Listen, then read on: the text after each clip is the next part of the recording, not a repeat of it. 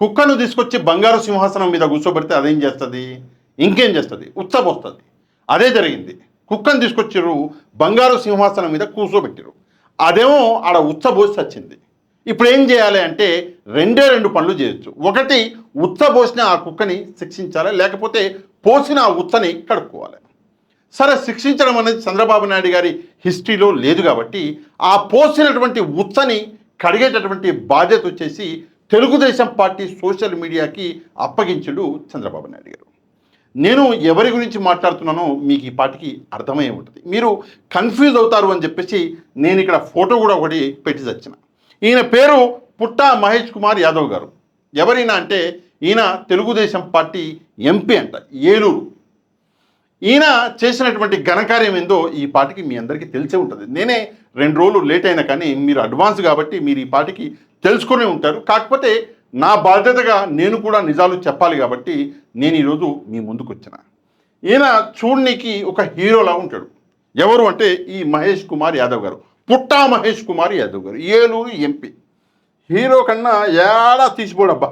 ఇది ఇంకో ఫోటో చూడండి ఎట్టున్నాడో. పెట్టి సినిమా తీసేయచ్చు, మంచిగా కనిపిస్తాడు వ్యక్తి.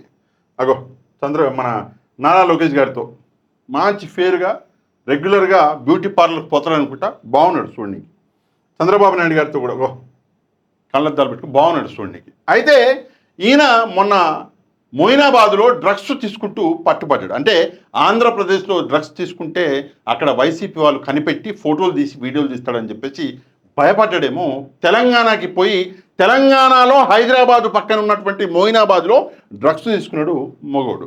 ఆడ పోలీసులు గట్టోళ్ళే కొంచెం గట్టిగా పట్టుకున్నారు. పోయి పట్టుకొని మొత్తం లాగితే మొత్తం డొంకగా వెళ్ళిపోయింది. ఒక ఎంపీ చూడనీకి ఇంత చక్కగా ఉన్నటువంటి వ్యక్తి ఏం చేయాలంటే పొద్దున్నే 5ంటికి లేవాలా. లేచి మంచిగా పోయి స్నానం చేయాలి. చేసి బయటికి వచ్చి మంచిగా ఇంత నెయ్యి పోసుకొని ఇడ్లీనో దోశనో తినేసి ఇంత కాఫీ అన్నది తాక్కుంటూ హాయిగా పేపర్ చదువుకుంటూ భార్య పిల్లలు హాయిగా వాళ్ళని చూసుకుంటూ ఆనందపడాలి. పిల్లలు స్కూల్కి వెళ్తుంటే బాయ్ చెప్పాలి.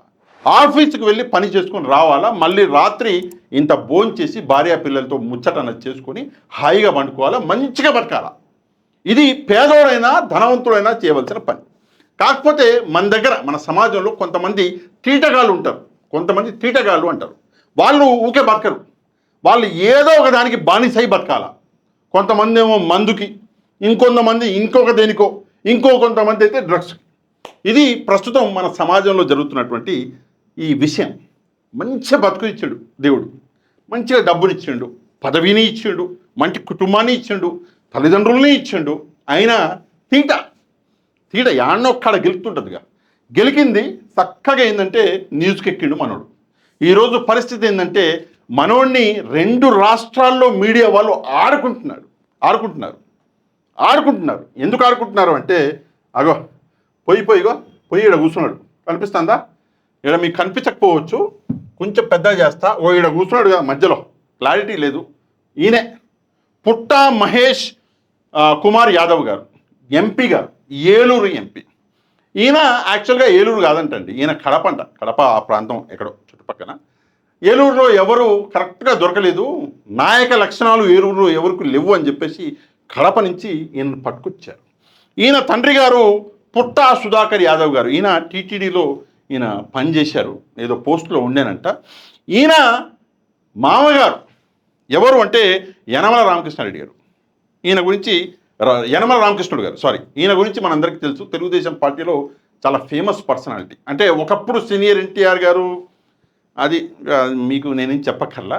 అదే కాకుండా తెలంగాణలో ఎవరైతే శ్రీశైలం యాదవ్ గారు ఉన్నారో ఆయనకు కూడా ఈయన బంధువు అంటున్నారు. మరి అది నిజమో కాదో నాకు తెలియదు కానీ సరే, సంభవం ఏది ఏమైనా కూడా సాటర్డే రోజు మోయినాబాద్కి పోయిండు ఈయన మగోడు. ఇదే సిట్టింగ్. ఈ సిట్టింగ్లో హాయిగా కూర్చున్నారు. ఇక్కడ పైలట్ రోహిత్ రెడ్డి అని చెప్పేసి ఒక వ్యక్తి ఉన్నాడు. ఎక్కడ? బీఆర్ఎస్ పార్టీ తెలంగాణలో. ఆ వ్యక్తి మీద రాని ఆరోపణ లేదు ప్రపంచంలో.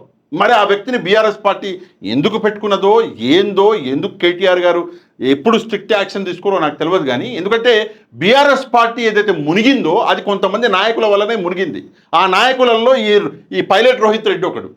ఎందుకు పెట్టుకుంటారో తెలియదు. ఆ పైలట్ రోహిత్ రెడ్డి ఏదో పార్టీ ఇచ్చిందంట. ఆ పార్టీకి మనోడు పోయిండు. ఆ పార్టీకి పోయిన వాళ్ళు ఎవరయ్యా అంటే అగో ఈ 11 మంది లీస్ట్ ఉంది. ఇక ఈ లీస్ట్ నేను చదవను కానీ రమేష్ అని చెప్పేసి పుట్టా మహేష్ కుమార్ అని చెప్పేసి రోహిత్ రెడ్డి అంటే షార్ట్ ఫామ్లో చదివేస్తా.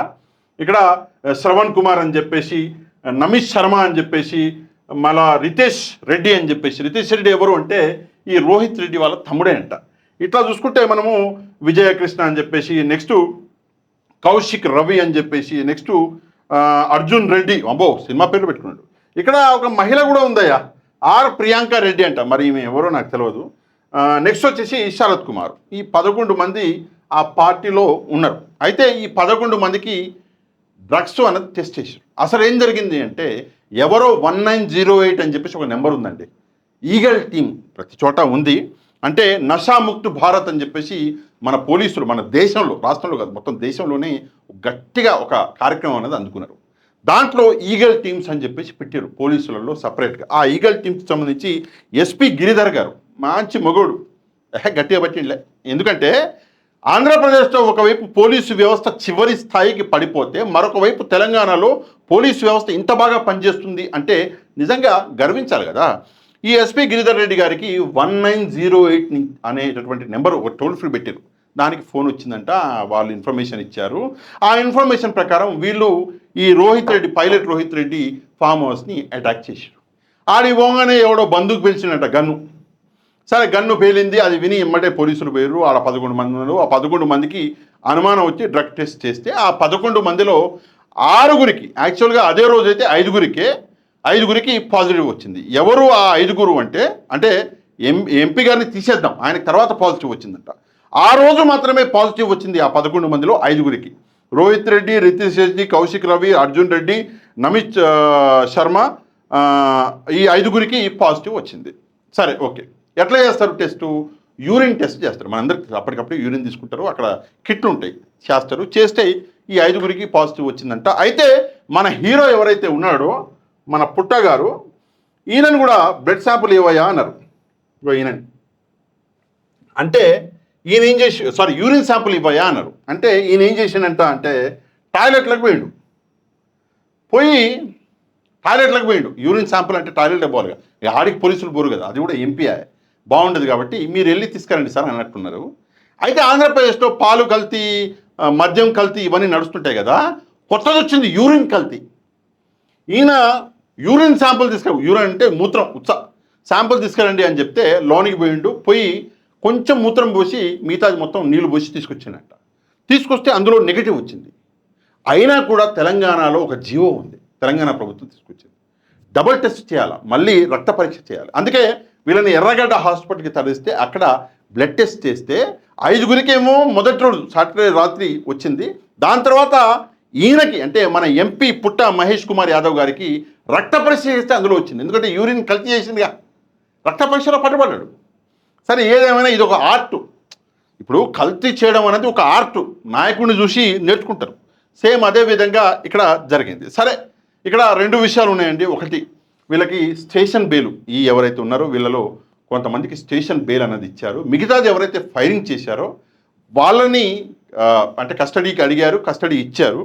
ఈ రివాల్వర్ ఏదైతే ఫైర్ అయిందో ఆ రివాల్వర్ ఎవరి పేరు మీద ఉందంటే రితేష్ రెడ్డి, ఈ రోహిత్ రెడ్డి వాళ్ళ పైలట్ రోహిత్ రెడ్డి వాళ్ళ తమ్ముడు రితేష్ రెడ్డి పేరు మీద ఉంటే ఫైరింగ్ చేసిన మొగోడు ఎవడయ్యా అంటే నమిష్ శర్మ అంట. వీడెవడ బిజినెస్ మ్యాన్ అంట. ఇక్కడ రాసినారుగా నమిష్ శర్మ అంటాడు ఏం పిక్తాడు, ఆక్యుపేషన్ బిజినెస్, మొత్తం ఆక్యుపేషన్తో సహా వచ్చేసింది. అయితే వీడు ఫైర్ చేసిండంట. ఇది జరిగినటువంటి విషయం. సరే ఫైర్ చేసారు, పోలీసులు వాళ్ళ బాధ్యత కరెక్ట్గానే నిర్వర్తించారు. ఏది ఏమైనప్పటికీ కూడా కొంతమంది విమర్శిస్తున్నారు, అదేంటి ఎంపీని పంపించేయడం ఏంటి, మరి వాళ్ళని అరెస్ట్ చేయడం ఏంటి కొంతమందిని అని చెప్పేసి. అది యాక్చువల్గా ఫైరింగ్కి సంబంధించినటువంటి విషయము. ఏదైతే డ్రగ్ ఏదైతే కన్జ్యూమ్ చేశారో దీనికి 45 రోజుల పాటు వీళ్ళని తీసుకెళ్ళి పెడతారు ఒక చోట్ల, రీహాబిలిటేషన్ సెంటర్ అంటారు, దాన్ని పెడతారు. అదో చట్టం ఉంది, అది తర్వాత ముచ్చట. కానీ ఏది ఏమైనప్పటికీ కూడా విషయం నేను ఏం చెప్పాలనుకుంటున్నా అంటే ఈ డ్రగ్స్ ఉన్నాయో దీన్ని తెలుగుదేశం పార్టీ నాయకులు అంటే ఒకవైపు మాట్లాడుతుంటే అంటే ఇక్కడ మీకు వినిపిస్తాను. చంద్రబాబు నాయుడు గారి మాటల్లోనే చాలా మంచి మాటలు, తీయటి మాటలు ఉంటాయి. తీయటి సర్వనాశనం చేశారు. పక్కన ఎవడున్నాడు? అది ఎక్కువ నన్ను బాధిస్తా ఉంది. ఏ సమస్య అయినా పరిష్కారం చేస్తాం గాని గంజాయి గాని అయితే వాళ్ళని పరిరక్షించుకోవడం చాలా కష్టం. ఏదేమైనా ఒకటే గమనిస్తున్నా, నేను వస్తానే 100 రోజుల్లో గంజాయి బ్యాచ్ మీద ఉక్కు పాదం పెడతాను. మీ అందరికి హామీ ఇస్తున్నా, మీ బిడ్డలు కాపాడుకునే బాధ్యత తీసుకుంటారు. ఇది చంద్రబాబు నాయుడు గారు మాట్లాడినటువంటి మాటలు. పక్కనే ఎవడు ఉన్నాడంటే డ్రగ్స్ తీసుకున్న పట్టుబడ్డటువంటి ఎంపీ పక్కనే ఉన్నాడు. ఇది ఎన్నికలకి ముందు మాట్లాడినటువంటి మాటలు. అంటే డ్రగ్స్ ఎవరైతే కన్జ్యూమ్ చేస్తారో వాళ్ళని పక్కన పెట్టుకొని నీతి వాక్యాలు. సరే ఓకే, చంద్రబాబు నాయుడు గారికి మాత్రం ఏం తెలుసాయా ఆయన చేస్తాడని చెప్పేసి మీరు నన్ను అడగొచ్చు. సరే తెలియదు, నో డౌట్ తెలియదు. కానీ తెలిసిన తర్వాత మీరు వేసిన శిక్ష ఏంటి అంటే, ఇది ఐటీడీపీ వాళ్ళు వాడు పెట్టారు చూడండి. ఈయన చంద్రబాబు నాయుడు గారు వేసిన శిక్ష చూడండి. ఎవరు పల్లా శ్రీనివాసరావు గారు, ఎవరు రాష్ట్ర అధ్యక్షులు తెలుగుదేశం పార్టీ, ఈయన ఒక లేఖ రిలీజ్ చేసిండు. ఏందా లేఖ? శ్రీ పుట్టా మహేష్ గారు ఏలూరు పార్లమెంట్ సభ్యులు నిన్న 15వ తారీఖు హైదరాబాద్లోని మోయినాబాద్ ఫామ్ హౌస్లో తేదీ 14న జరిగిన ఘటనలో మత్తు పదార్థాలు తీసుకుంటున్నారని మీపై వచ్చిన ఆరోపణలను మీడియా విస్తృతంగా వచ్చిన కథనాలను పార్టీ అధిష్టానం సీరియస్గా తీసుకుంది. Very good. ఈ పరిణామాలు పార్టీ ప్రతిష్టను తీవ్ర భంగం కలిగించే విధంగా ఉన్నాయని పార్టీ భావిస్తుంది. Very good. ఈ వ్యవహారంపై మీరు పూర్తి స్థాయి వివరణ ఇవ్వాలని, ఈ అంశంపై సమగ్ర నివేదిక వచ్చే వరకు పార్టీ కార్యకలాపాలకి దూరంగా ఉండాలని పార్టీ మిమ్మల్ని ఆదేశిస్తుంది. Very good. మీపై వచ్చిన ఆరోపణలకు మీ లిఖితపూర్వక వివరణ 5 రోజుల్లో పార్టీకి అందజేయవలసిందిగా సూచిస్తున్నాం. మీరు ఇచ్చే వివరణ ఆధారంగా పార్టీ అధిష్టానం జరిగిన ఘటనపై అవసరమైన చర్యలు తీసుకుంటుంది. ఇది ఎవరు అంటే తెలుగుదేశం పార్టీ స్పందన. వివరణ ఇవ్వండి 5 రోజులు అని. మీకు ఇదంతా చదివితే ఆయన చదివినట్లేదు. అప్పట్లో ఒక వ్యక్తి ఉండేయండి తిరుపతిలో, కిరణ్ రాయల్ అని చెప్పేసి, అంటే జనసేన కిరణ్ రాయల్, అంటే తెలుగుదేశం పార్టీలో కూడా వచ్చినాయి ఇట్లాంటి లేఖలు. కిరణ్ రాయల్ సేమ్ ఇదే, పార్టీ వ్యవహారాలకు దూరంగా ఉండండి అది ఇది అన్నారు. ఇప్పుడు ఆ వ్యక్తి అసలు పార్టీలో ఉన్నాడా జనసేనలో లేడా తెలియదు, కానీ పార్టీ వ్యవహారాల్లో అన్ని చోట్ల ఈవెన్ పవన్ కళ్యాణ్ గారిని కూడా వెలిగలుస్తాడు. ఇట్లాంటివి ప్రజల్ని మోసం చేయడానికి, మభ్యపెట్టడానికి పెట్టేటటువంటి ట్వీట్స్ అండి. ఇంతకన్నా దిగజారుడు తనం మరొకటి ఉండదు. నిజంగా చేసిడు తప్పు మహేష్ కుమార్ గౌడ్, ఓకే. చంద్రబాబు నాయుడు గారికి తెలియదు, ఓకే, శిక్షించండి. ఒక వ్యక్తిని పీకి పాడేస్తే మిగతా వాళ్ళలో భయం పుట్టదా? నేను హైదరాబాద్కి పోయి డ్రగ్స్ తీసుకుంటా, నేను బెంగళూరుకి పోయి తీసుకుంటా, తమిళనాడుకి పోయి తీసుకుంటా, ఇంకేదో ఆలోచన పుట్టదు కదా. ఒక వ్యక్తిని శిక్షిస్తే కదా, ఎందుకని చెప్పేసి వెనకేసుకొస్తారు. ఇదే సేమ్ పవన్ కళ్యాణ్ గారి పార్టీ జనసేనలో కూడా ఇదే జరుగుతుంది. ఒకవైపు వెనకేసుకొస్తున్నారు, ఇంకోవైపు వైఎస్ఆర్ కాంగ్రెస్ పార్టీ కూడా ఒక ట్వీట్ పెట్టింది. అంటే చాలా పెట్టింది, అందులో ఒక ట్వీట్ నాకు నచ్చింది, వినండి కొంచెం జాగ్రత్తగా. కంఫర్ట్ లేదా మనకి? మిమ్మల్ని అడుగుతున్న కంఫర్ట్ లేదా మనకి? 1 సెకండ్. మన కంఫర్ట్ లేదా మనకి? ఇంతే. మిమ్మల్ని అడుగుతున్న కంఫర్ట్ లేదా మనకి? 1 సెకండ్. మన డ్రగ్స్ మీద, గంజాయి మీద తెలుగుదేశం పార్టీ చంద్రబాబు నాయుడు గారు, నారా లోకేష్ గారు, అతి ముఖ్యంగా వంగలపూడి అనిత గారు మాట్లాడినటువంటి మాటలు నిజంగా చరిత్రలో నిలిచిపోతాయి. మాటలు మాత్రమే నిలిచిపోతాయి, చేతలు సున్నా. ఉన్నాడు, కనిపించాడు, పట్టుబడ్డాడు, పోలీసులు నిర్భయంగా పట్టుకున్నారు, టెస్ట్ పాజిటివ్ వచ్చింది, పీకేయండి. ఇక్కడ ఎట్లుందంటే వ్యవహారము, నీతి మొత్తం పక్క వాళ్ళకే. ఇదే విషయం ఒకవేళ వైసీపీలో జరుగుంటే ఓడమ్మ జీవితం ఈ పార్టీకి ఎత్తుకునేవారు. వంగలపూడి అనిత గారు టంగు అని చెప్పేసి మీడియా ముందుకు వచ్చేసేది.